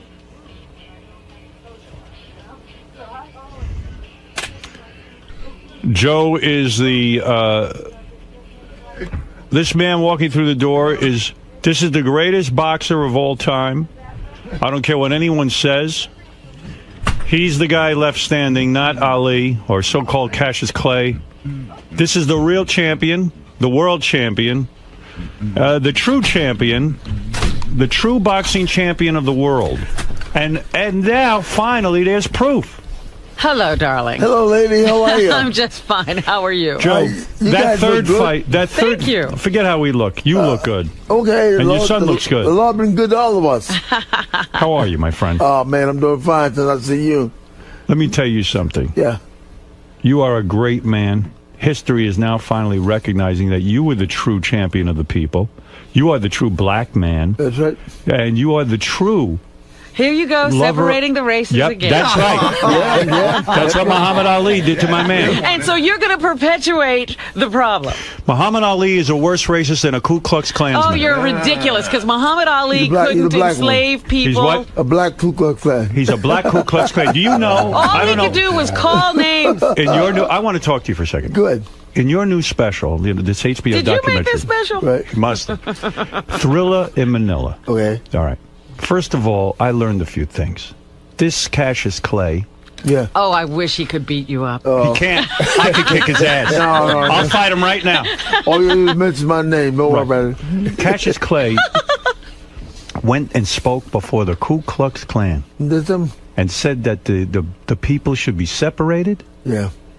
And I can't imagine psychologically what it did to you back in those days when Cassius Clay would sit there and hold up a gorilla and put it in your face and say you should be in a zoo in a cage. That's the worst racial thing you could say to any man. Any man. Let me ask you something, Joe. Let him answer, please. I act like one when the bell rang, you know what I'm saying? You kicked his ass. Let me ask you I want something, to bite him on his neck. Joe. You know what I mean? Joe. Robin, please. Did any other black person ever say something to you about the color of your skin? About me? Yeah. I didn't have no problem with that. Come on, tell the truth. My grandmother was Irish. Tell the truth. Your grandmother was Irish. Okay, that's the truth. Hold on, My Joe. Let me grandmother take was it. Irish. Let me take you And a through blonde, too. this. Let me take you through this. I am here to celebrate the new special that's coming out on HBO. I've seen it already, and Robin hasn't. So I'm going to say this. You like it? Do I like it? Yeah. It vindicates me. Yeah. I've been saying all along all these years, the true champion of those fights was Joe Frazier. One not champion, Muhammad another, Ali. man. That's right. And this finally proves it. You Now- know what, Joe? Muhammad Ali never did this show. And it's right, because he can't. Yeah, you know but why? yeah, Because Joe pummeled the shit out of him. He could have done this show at one No. time. Lady, he had like 3 or 4 movies out. Joe, I'm worried about you. I saw in the documentary you were living in your gym. Yeah. You're down on your luck money-wise. That's what it kind of says. And now I heard you lost the gym. I don't. No, I haven't lost no gym. You got the gym? The gym is still there. I just want to sell it. I'm not losing it. Where are you living then? Here and there. Where? Here and there. Here and there. You made millions. He made millions. He's in a high rise. In a high rise? Yeah, he's doing So you're well. doing okay? Yeah, sure, I'm fine. You're fine. But the guys over the time, what they have done, I gave them a way of life. Yes. And you know what they done? They throw it back in my face and walk away. Yep. They went to Butch Lewis. They went to Don King. They went to Bob Am. They came to the Great Garden and left me holding the bag. Yes. So Marvis and Jacqueline, which is my kids, they don't in it anymore. Well, hey, let it go. You know what I mean? It's a whole lot of nice places that they can make out of it. The Irishman team comes over. You know what I mean?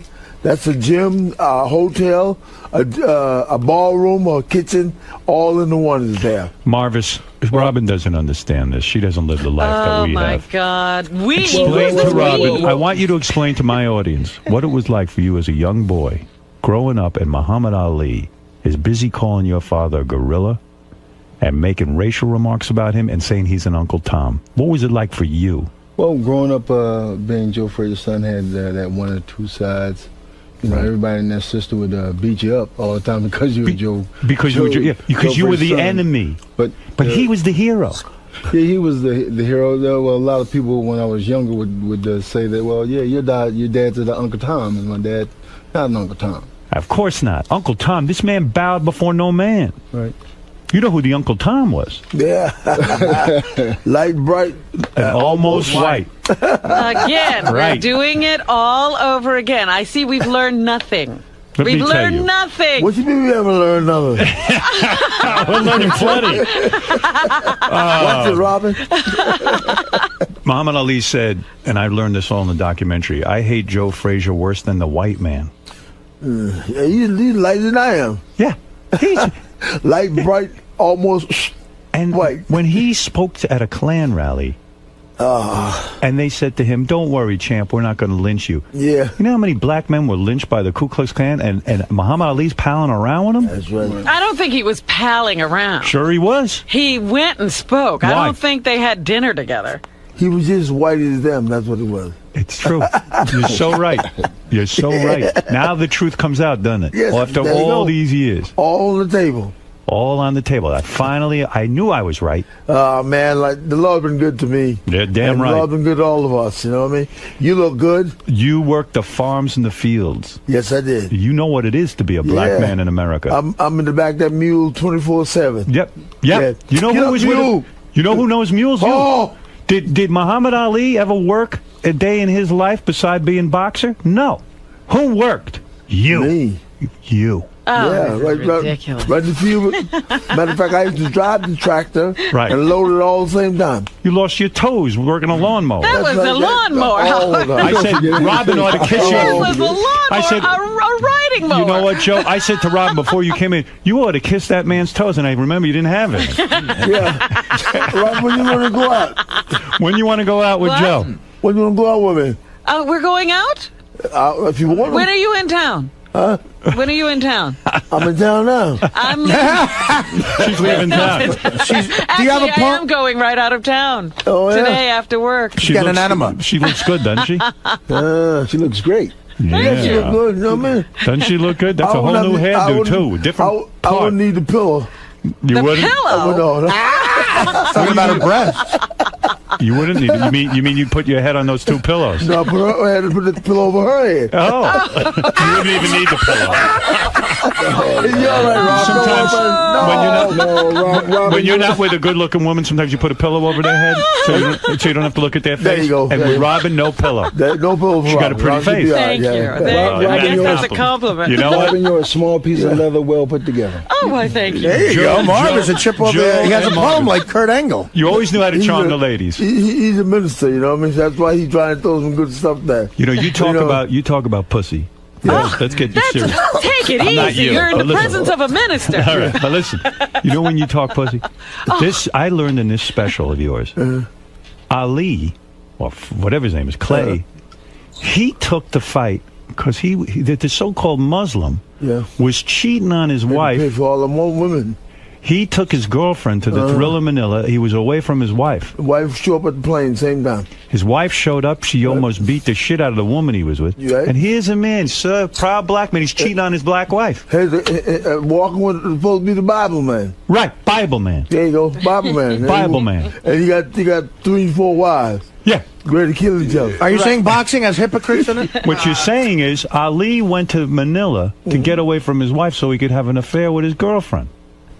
That's that was one too. Yeah. The fight was incidental. Yeah, the fight was all about. I hate to say a word like this in front of a minister, but pussy. I said. Am I right? I said at the hotel. He went in the kingdom with President Marcos. Yeah. I don't know what they done together. Okay. I'm gonna leave it alone. What right. are you implying? Are you Joe? saying Ali had a sexual affair with the president of the Philippines, Ferdinand Marcos? Wow. I ain't saying a thing. You know what I'm saying? Let me tell you something. You are no Uncle Tom. You bow before no man. Yeah. No. You had respect for women. Yes. And you are a good man. And here's the thing that must kill you every day. And be honest with me. Joe, you never cheated. Big one? You never cheated. Never cheated on Marvis's mother. You never cheated. No. No, he was a good man. I did a little dip in there. Okay, thank you. Dip in there, you know what I mean? No cheating, no. But he would never be dumb enough to invite them both to a plane. I just stop and go in there and tell them I can't do it. You know what I mean? Oh, yeah? I'm a true guy. You know? Walked away. Did you? Walked away with my pants in my hand. I pulled my pants back up. Let me tell you something. Yeah. All right, so you had some pussy, too. And you never cheated on Marvis's mother, right? No. Never. Thank you. She was a saint. No. That's right. I hope not. Yeah, you know, like, the more what you have to do, like, you know, Marvis is watch praying. because you don't know who's looking at you, you know what I mean? At the time. Right. You know? Well, you were the champion, and you beat Ali the first fight, hands down. There's no question. I beat him all 3 of them. Exactly. Okay. This is my point. Yeah, okay. Second fight was a farce. Yeah. The third fight, he was done. You had that fucking manager, whatever he is. He told you not to get up and fight. Yeah, well, he's supposed to look at you. Had it won. He wasn't going to come out because he's not thinking about 71. We're going to crack him on the jaw again. You know what I mean? You went the full distance. Ali even admits he couldn't get up for the last round. And your what are you, manager or something? My trainer manager. Do you hate this guy now? No. Let's see. Once you make that groove in the corner, along with the trainer, other people who are part of you, you want to stick with him because he might see something that you didn't see. And everybody's alive today because of it. Everybody's alive today because of it. The two of you could have killed him. Everybody's alive. Alive. You're alive. That guy ain't alive. Barely. Oh, stop it. Ali's barely He's in alive. there somewhere. I know it. He's not, he may be alive, but he can't walk. There's a special coming out on HBO. It's called Thriller Manila. It'll explain everything to you. You must watch this. I can't wait to watch this. Champ. Boy, you should hear some of those clips, Artie. The guy makes Muhammad Ali sound like the devil. He is the devil. Well, listen, he was the devil. What he did to his fellow black man here we go. is unbelievable. Here we go. Like he was the if only I walk one. up to a black man and I say you look like a gorilla, I They would do it every day in the black community. No, Stop it. come on. I don't care. You don't do that on the world stage. They do. I would say this is about the first time that the film has really portrayed the side of Joe Frazier. John Dara Star did a fantastic job. He's a genius. On, just showing Joe Frazier's side of the story. No one else has ever, shown his side of the story. Everybody's heard the Muhammad Ali side of the story, but this film portrays Joe Frazier. You don't feel that it goes too far to one side? You haven't seen it. When are we going to have? You have to see it. Just the story. Doesn't it kill you that Muhammad Ali just got $50 million to sell his name and his merchandising? What are you going to do with it? Yeah, he's not going to be happy. Oh, don't you deserve the same payday? Sure. Why not you? I let's say to go out and have a good time, put some money away for the kids, some more money away for the kids, get married again. You want to get married again? I'm waiting on you, Rob.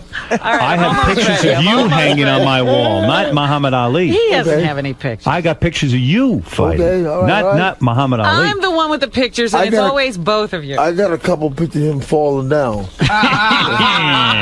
the wall. In front of the gym. What you used a brilliant strategy when you fought Ali. You took your fists and you pummeled his organs.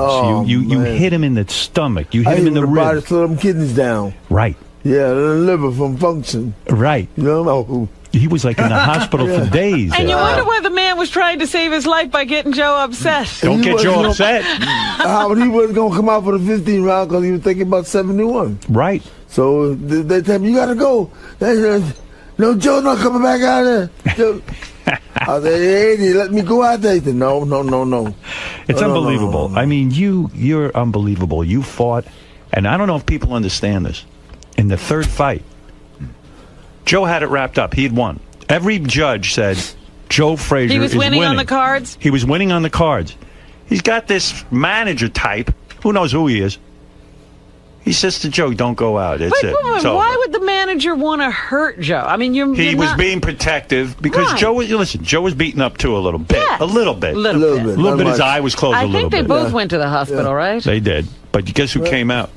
But Eddie Hutch threw in the towel for Joe. And if he hadn't, Ali never... History would have been changed. Robin, you still married? I've never been married, Joe. I've been waiting for you. I told Joe you were married. I was trying to help you out. You see, the side of the story I always heard was that Joe's... I don't know. It's time let me look at you. You want to... What am I, a piece of meat? Yes. What would you do to her, Joe? If you could be alone with her, what would you do? A little small, man. I'd tell her stand up, you know what I mean? Would you work the body? Would you work the body first? You want me to stand up? Here I am. Well, would you work the body? I'll start from up top. You start up top. What would be your strategy with her? I'm a side scraper. You're a side scraper? Stop the kidneys from functioning? Is she too skinny for you now? A little small, boy, you can work with. You're a little too thin, honey. A little small. I got some remedy jaws, you know what I mean? Yeah. A little cocoa butter here, you know what I mean? Lord help it. So what you do to a woman? Rubbing down something, you know what I mean? You put cocoa butter on a woman? Yeah, to make it smooth, you know. On the vagina? I mean, I'm talking about the body now. Oh, the body, not the vagina. No. The vagina. These are arms, you know. I'm smooth. Breasts? There you go. Wow. Yeah. Don't go no lower. What about the butt? You would rub that down with cocoa butter? Well, I don't move around back too much. I ain't no back man. You were never into taking a woman's back door? Never? No. That's not your thing? No, they got many ways to use that. I'm with you. So you can't go back there. Right, it's dirty back there, quite frankly. Yeah, you don't fool with that at all. Not with me. Did you ever accidentally enter a woman back there? Like you meant to go? Did you ever mean to go into the vagina and then suddenly you realize you're in the back door? No. I had an accident like that once. No, I'm a scared aimer. You're straight. You're a better man than I am. Well, you're the champ. You're the champ. I'm a straight guy. It seems like Joe's doing fine. Yeah, I tell you, boy. No, not back there. No good. All the women you've had, man, you could write a book just about that. I've been pretty clean. I've 1, 2, his mother. Right. A couple more. You know. That was it tonight. Keep it what clean. Number would I be? I don't want the kids to look at Daddy as a bad guy. You know what I mean? If Robin was to make love to you, what number would she be? What number would she be? If she, how many? In other words, would she be the 17th or the 1700th woman you ever had? About 5. Number 5. 5. So you haven't had Get that out many. of here, Joe. No, I stay Number away 5 from that today. stuff, man. I'm cleaning chitlins. When's the last time you got laid? Big button. When's the last time you got laid? About 3-4 days ago. No kidding. Yeah. Marvis, you know the woman? Yeah. You met her? Did you meet the woman he banged? He sees no evil, hears no evil, speaks no evil. So, It's hard for Marvis, you know. He likes to think of you as just, you know, yeah, dad. he's like, well, God forgive, you know, that his wife passed away. Whose wife passed away? Marvis. Marvis's wife passed away? It's been about 9 years now. What did she die from? Cancer. Cancer, young woman. Yeah. You getting any? Oh, my God. How long did you, is he back in the saddle or is he still grieving? He's still breathing. You're still grieving? I have a fiance. Oh, you do? Oh, so you're getting some. Well, I like you. to see me married again because otherwise we don't have nobody to carry these names on. My daughter has a lot of boys, and let's say like they. Marvis doesn't have any boys. Yeah. Marvis doesn't have any no sons? Fraser. No sons? 2 daughters and 2 granddaughters. You better get busy. No sons. No sons at all on my side, I don't think, right? No. No sons. No Frasers. No grandson. To carry on the Fraser name is going to die, Joe. Can't have that. What's this? The Fraser name is going to die. You don't get busy. Oh, no. Walt Frazier had son. I got 5 daughters and 6 sons. Oh. Oh, yeah. But none of them have they're it. young guys, I see. You still got a chance. Gee, Marvis. I don't know what they do with women, you know what I mean? The 17 and 18 and 20 years old guys, you know what I mean? Maybe these daughters I are. got married, I was like 16 years old. Oh, you think they should be married Mom was already? there when I was 16. Yeah. Marvis and her sister. Wow. Really? Yeah. Wow. I've been batting 2 hands, you know what I mean? You were 16 when you had Marvis? And another girl. Wow. Ooh. But you were a real man. He must know how to train dogs as well. Did your mother practice voodoo? No, not mom. Who practiced voodoo? Grandma did. Grandma from hoodoo, yeah. And when you were living on the farm, your grandma come over and do voodoo. What would she do? What kind of voodoo? They had a jug in her hand, you know what I mean? Lord bless them. No kidding. I said, Grandma, what that for? To make you better. Better? Better from what? I don't want you to make that shit in daddy yours. Don't you think she put a voodoo curse on Cassius Clay to put him in this position? But back in the days, man, when it was Joe's, yes, Marciano, you know, Sugar Ray Robinson, right on down the line, these great guys, man, I said, I'm going to be a champion in the world. And my uncle said, he was a rocky boy. Darling, can I have a shot of that thing? That was liquor then. Yes. You know what I mean? Yeah. So that boy will be a champion one day. You'll see. That was his uncle. They all gone. My Uncle Rock. Yeah. Israel. So they believed in you. Your family believed in you. And now, though, you live with great pain. You do. Someone told me you're taking 20 pills a day just to stay out of pain. Is that correct? No. Somebody told you something wrong. But let's straighten that out. I'm a diabetic. Diabetic? Yeah, I'm a diabetic. No pains. He decided that the blood probably could drop too low or go up too high. Right. But it don't affect nothing else, okay? Right. So in other words... With a lower, little too low, I got to get a Viagra. You know what I mean? I didn't know that. Viagra. What did I say? You got to take Viagra. No, I think I made a mistake. I'm sorry. I better do some vitamin E. Can't believe the champ has to take a vitamin Viagra. Did you know that, Marvis, that your dad has to take a Viagra once in a while? He's just joking around. No, he's not joking. He takes a Viagra. Sounds like he's fine. He has hypertension also. So because of that, you have to take the Viagra sometimes when you're with the ladies, because when you have hypertension, diabetes, it might be a little bit difficult to get it up, right? No problem walking. They decided that sometimes, I want to make sure I'm okay. You know what I mean? When you're with a lady, when you were with a lady, so when do you take the Viagras to get it hard? Do you time it out a certain way? Like how do you work it?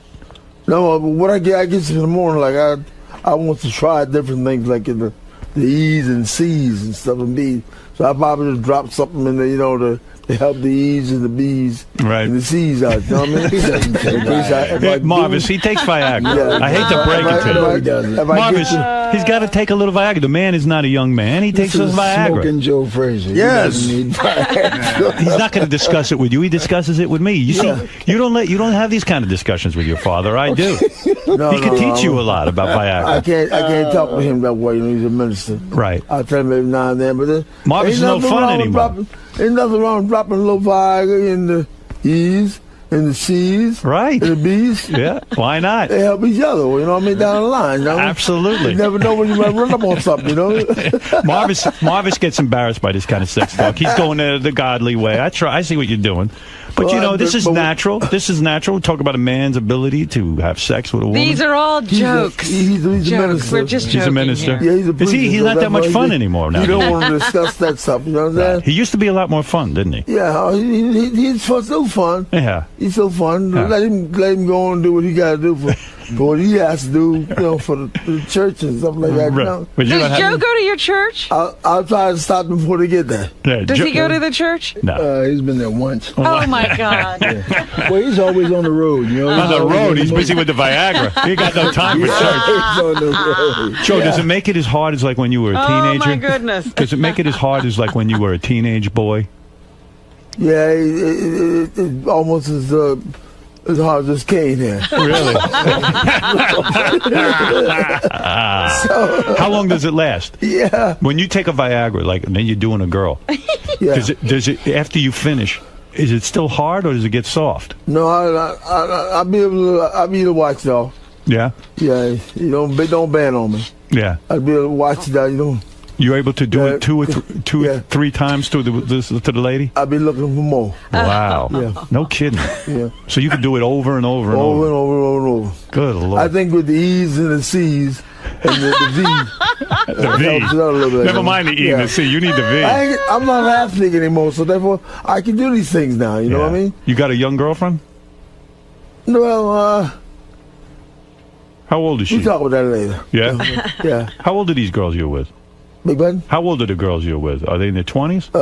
No, I'm 45. 45, that's the age you go with. 50. Yeah, so they still have needs. They still I want ain't it. going over my age, okay? And what do? They're like, oh, champ. Every minute with the champ, is that it?